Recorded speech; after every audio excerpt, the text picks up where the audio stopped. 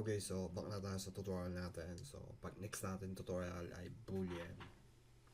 So, yung Boolean, yes or no, on or off, true or false. So, 1 and 0. So, ito yung best explanation ng Boolean. And, so, yun. Try na natin. So, kaysa magsalita, ay try natin yung code. So, bool. So, C++, type nyo yung bool, tapos the variable. So, plug. Ang pinaka gagamit kong variable, plug, or depende. Basta, variable, tapos plug. Yun ang depende kung ano yun. So, plug ang gusto kong is equal to true, bool, plug.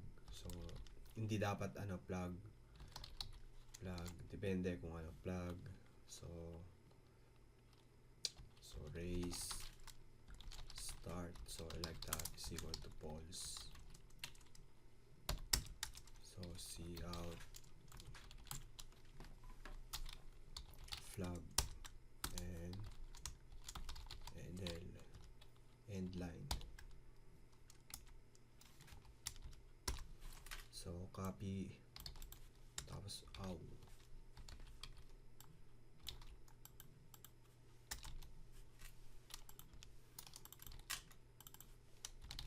So like that. So i-run natin yung program natin. Okay, ito.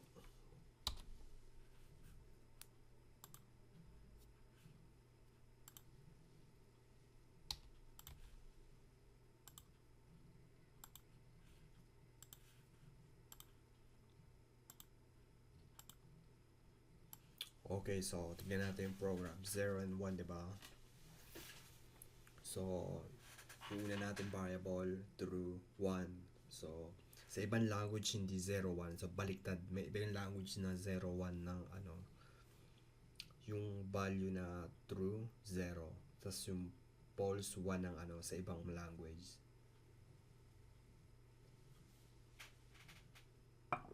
So, dapat i-check nyo yun kung gagamitin yung boolean. So, ayun, ito na yung boolean. So, next natin tutorial sa boolean expression tayo sa if or hindi pa natin napag-aaralan, di ba, yung if statement. So, bibigay ko na yung example na